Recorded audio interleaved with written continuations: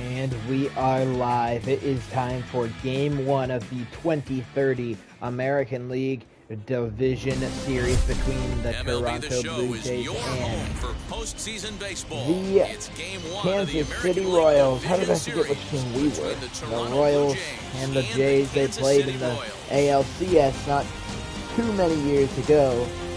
It was 3 years ago, and now, after the Royals failed to make the playoffs last year, they are back, and they're looking good. They are out here and trying to win a championship. Adrian Morjan, the pitcher for Kansas City, in Game 1 of the American League Division Series. Let's do this. The 1-2 pitch to Robert Palmer is off the glove of Bobby Witt Jr. and a good attempt there from Brian Hayes to help him out, but that'll be a leadoff single.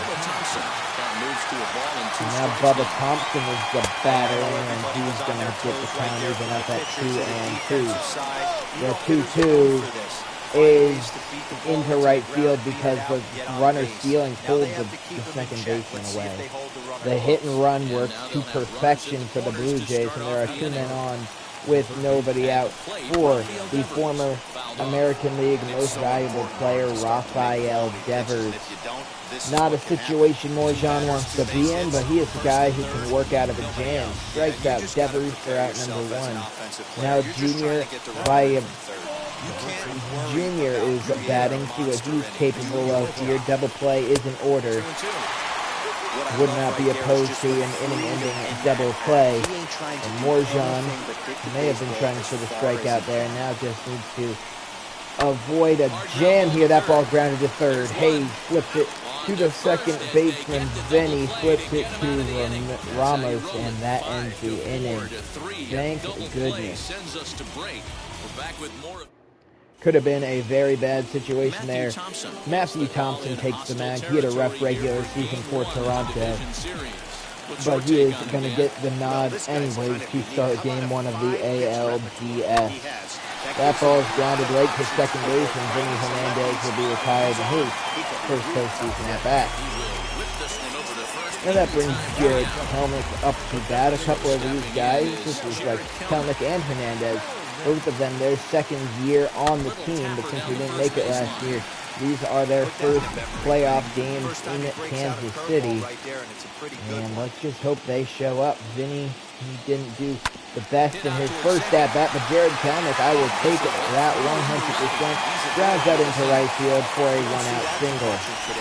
Most guys, it doesn't matter what the count is, they're looking to line up, drive the ball out of the ballpark. Not the case here. Good two-strike adjustment. Now that brings up Richie Ramos, 2-time World Series champion with the Kansas City Royals, and hopefully he has a good postseason to help make it 3.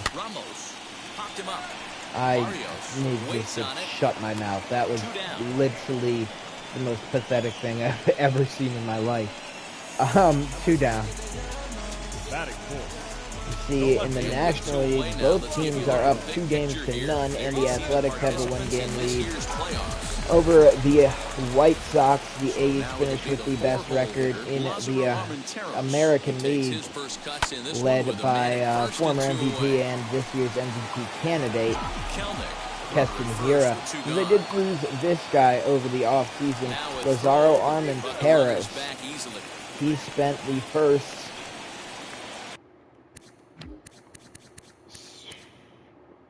6 years of his career in Oakland, hitting pretty good, and signed with the Kansas City Royals here in a free agency of over the 2029-2030 offseason.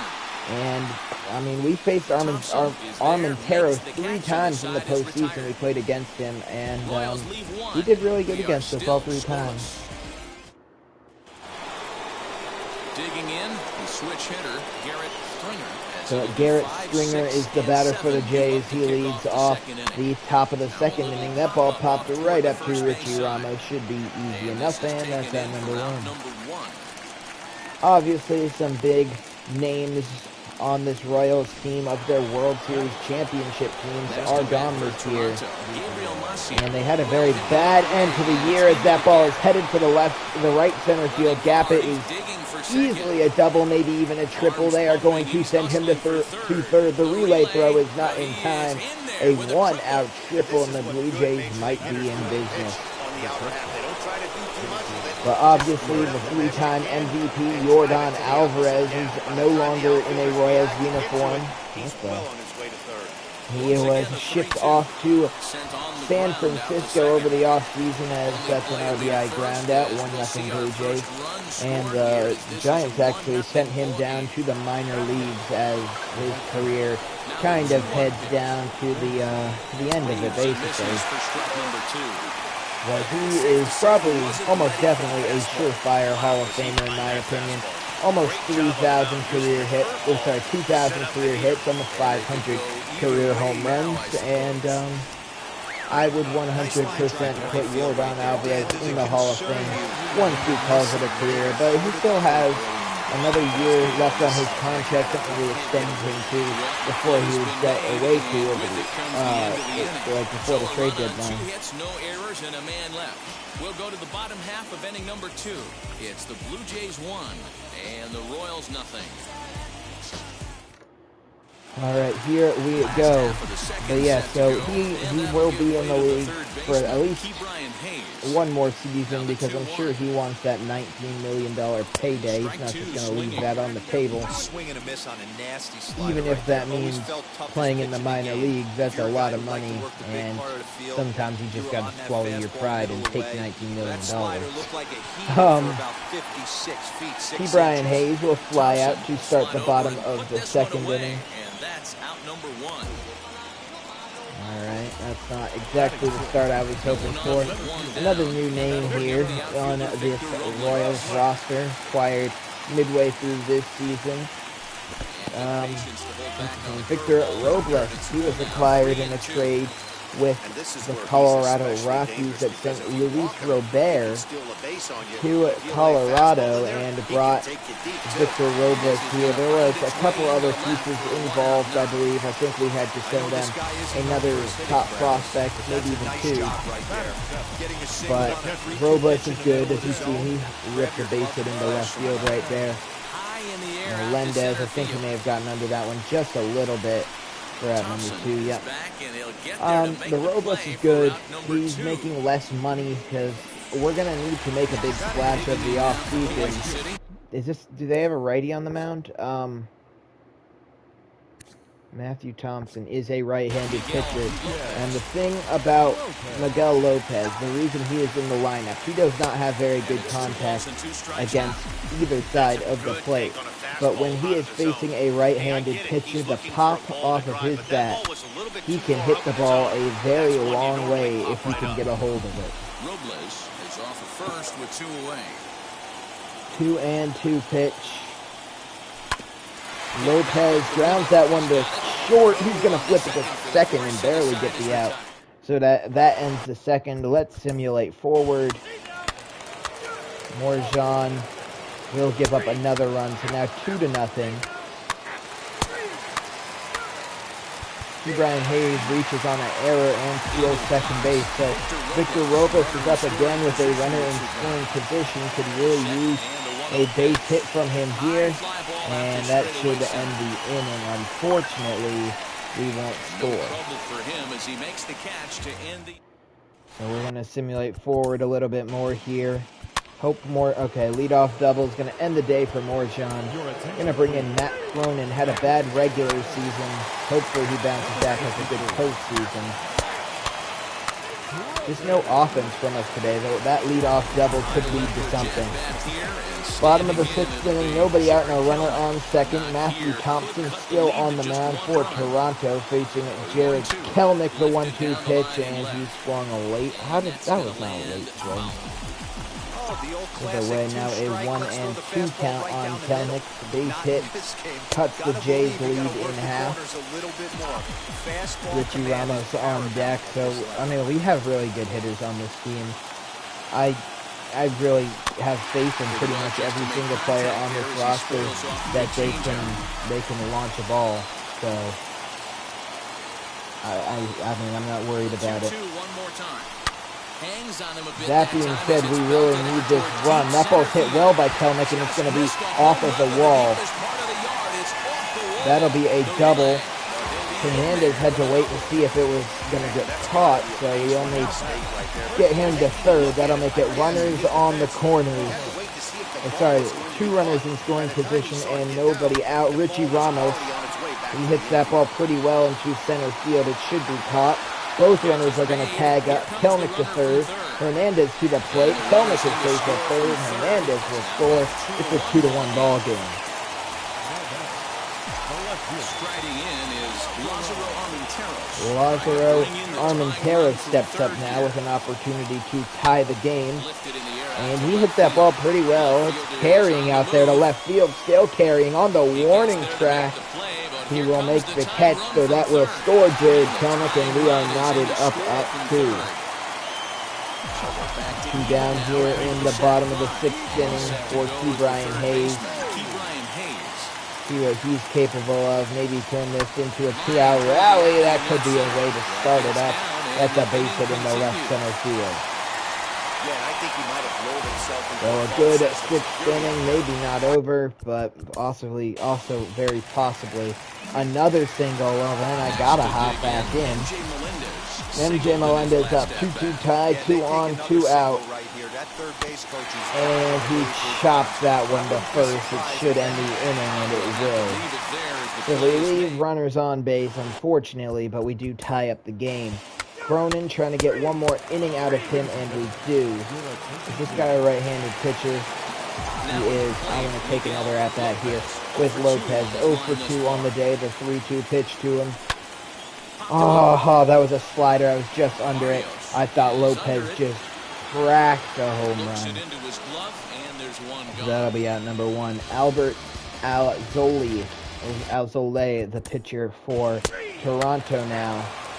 We're going to take Cronin out and bring Clase in. And he gives up a 2-run home run. Bottom of the 8th inning now. Not looking good. An error and then a single. If they score because of this error, I'm going to be livid. A triple for the cycle here for Garrett Stringer. That ball to shortstop. That'll be caught by Bobby Witt Jr. And we head to the bottom of the 9th, desperately in need of a run. Nick Ritchie brought in to try and get the last 3 out and steal a Game 1 victory for the Blue Jays. The 2-1. Hayes takes it the other way. Are you kidding me? A backhanded catch at first at that number 1. Are you kidding me? Now Victor Robles steps up. The 1-1 pitch to him. Swing and a miss. That was not good. 1-2 count here on Victor Robles. That's grounded to third. It gets by the third baseman. Shortstop has a tough play. And they get Robles by it. Oh my gosh, he was so close. That was less than a step. 1-1. MJ Melendez up, representing the final out here for us. And find a way to get your best hitter to the plate with a chance to tie it. They're calling Miguel Lopez our best hitter. Now down to our final strike here. KC down to their final strike in this one. Pulled toward right that ball's hit towards right center field. I think it could drop. It might. It will. That ball's down. MJ Melendez with a 2-out triple in the 9th inning. His run doesn't really mean anything right now. But a run is a run. Do we have a left-handed hitter who's actually good at hitting? I don't know who this guy is. He's a backup catcher. He's a 90 overall. Dang, he's pretty good.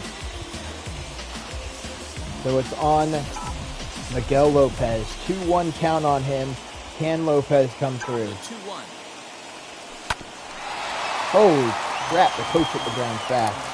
He knew he was dead if that ball hit him. That's not good though. Now once again down to our final strike. And Miguel Lopez cashes in with a 2-out single. 2-out, 2-strike single. And Nick Ritchie is having a little bit of an issue trying to get this last out. Kyle Isbell will be brought in for Miguel Lopez, so something into the gap will win the game. Bobby Witt Jr. is 0 for 3, has not been really known to be a good hitter.